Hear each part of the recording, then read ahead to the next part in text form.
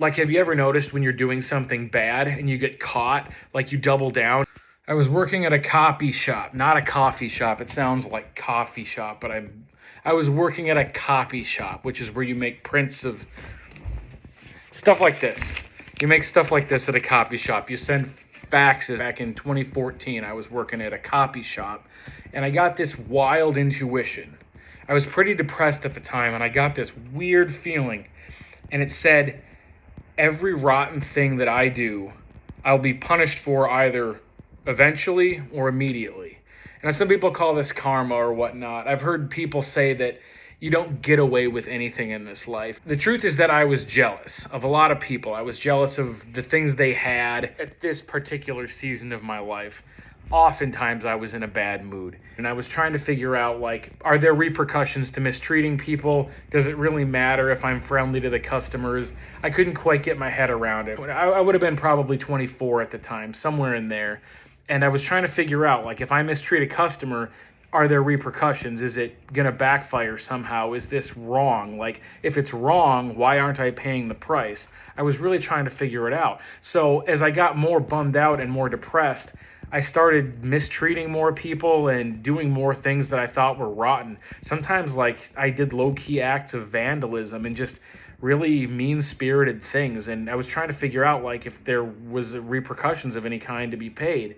And I had that gut feeling, that I'm doing the wrong thing. When I did something bad, it was easy to get the impression that I was doing the wrong thing. Obviously, to me, that was like what I guess a Christian would say, having the law written on my heart. Like, I knew deep down that it was the wrong thing to do some, like, act of vandalism. Some days were better than others. There was obviously the days where I woke up in a good mood, things were going my way, and that meant I was going to treat everybody good. But then when bad things happen, or when I got jealous of somebody, or when I just felt unsatisfied, or that I didn't have what I wanted out of life, I felt cheated.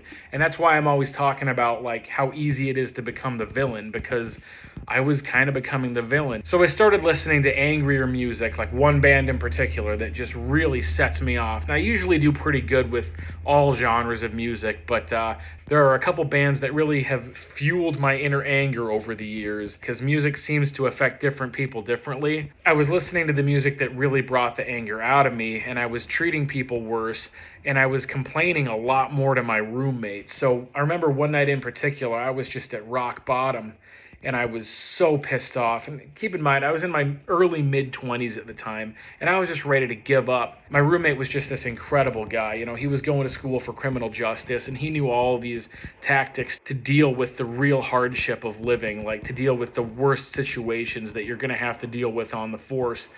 And he told me that life was like a choose-your-own-adventure book. And I was just in the throes of self-pity, and he says, Jeff, it's a choose-your-own-adventure book, and you can make something out of this life. If you don't keep going, you're not going to have your adventure. And that put it in a way that was so childlike and sweet that, like, yeah, I don't want to throw this life in the garbage. It's like an unopened Christmas present under the tree. Like, you don't leave it there abandoned, unwanted. I mean, you can look at each day as a gift. Obviously, there are things that go horribly wrong for people, and there were things that were going horribly wrong for me. At one point during this whole bout of self-pity that stretched on for several days, I remember asking myself from the depths of my being, like, does it really matter how I treat people? Now, this wasn't the first time I'd wrestled with this concept in my life. It was maybe the second or third that I was really in the throes of it, and I came to this powerful conclusion. I realized that it was almost like a voice telling me. It was like, everything you do, you're going to pay for either immediately or eventually. And I thought about that, and it didn't leave the impression that it could have, because I learned this lesson even more thoroughly later in life, when I hit a more serious rock bottom and when my life got even worse. We're always tempted to play the victim when we see people that are doing bad things getting away with them, and we say that there's no justice, and then we hope deep down that there is some sort of karma, or that there is some sort of balance where you get yours, buddy, like the Twisted Tea video. But it's like...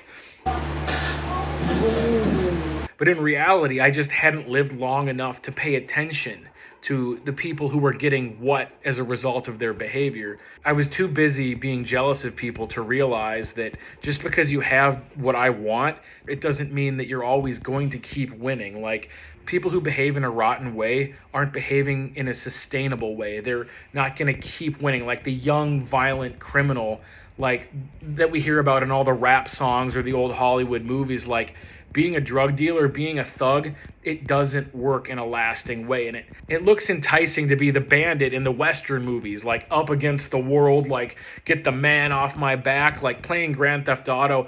We start to feel like the good guy almost. And have you ever done something bad and then gotten caught and then had that instinct to defend yourself even though you knew deep down you were wrong? Like that happened to me several times in high school, but it really was happening to me during this bout of depression. It was like shaking my fist at the sky. I'm going to teach life a lesson, even though, I had a lot to be thankful for. Like, it's super easy to become the villain. The lesson that I learned was that people don't actually get away with things. That's just an illusion. The idea of there being a God is like that I'm going to be held accountable for all the rotten things I did. Now, I was desperate for that not to be the case, because how could I ever make right all the wrongs that I had created? But I hadn't considered the idea of there being a forgiving God. Like, I didn't think about redemption. I never thought about the concept of redemption as something that was for me. Like, I believed in redemption. I believed that there was a hero arc or that people could get right. But for me, it seemed like it was too tall of an order. Like, I wouldn't be able to, because that would be too much work.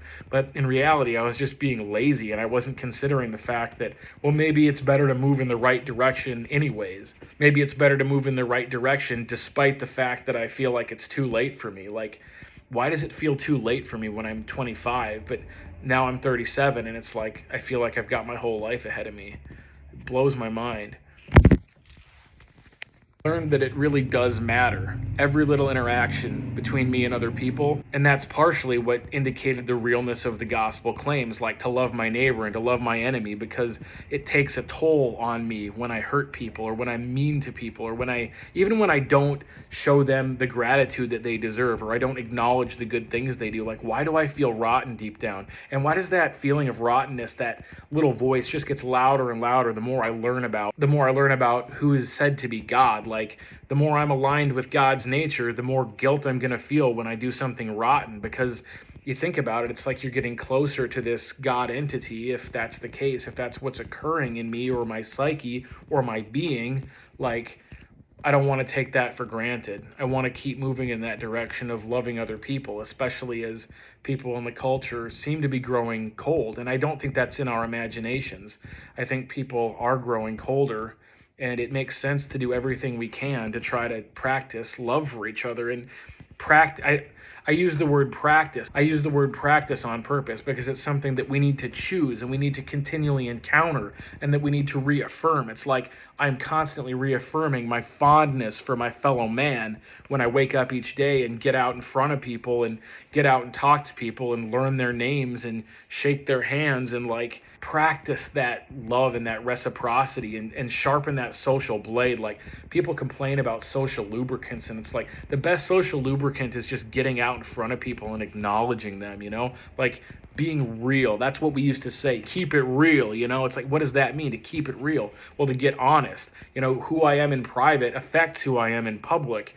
And if I conduct myself in a better fashion, I can bring that person out into public and treat people better. And as a result of acknowledging them, they acknowledge me more often than not as much as they used to. But these days, these are weird times we're living in. The more they acknowledge me, the more I acknowledge them. We practice that reciprocity. We build off of each other, and we give each other some credit. We hang out on occasion. We develop friendships. Then you have mutual development, and things start to work. That's why I'm always talking about that upward spiral. It's like taking care of each other and learning from each other. Like a fortune cookie told me once, it's better to learn from the mistakes of someone else than from yourself. And it's like, at first you're like, why would a fortune cookie say that? It doesn't seem to make sense. But like, no, it does make sense, because if somebody else has made a mistake and I pay attention, that's why payment of attention is such an essential concept. Like, then I'm learning from what they did wrong, and I don't have to learn that painful lesson for myself because I was paying attention. It makes sense. It just makes sense. Long story short, it matters what we think, say, and do, and it takes practice, you know? Hey, stick with the videos. Follow, subscribe, and comment. I appreciate you guys.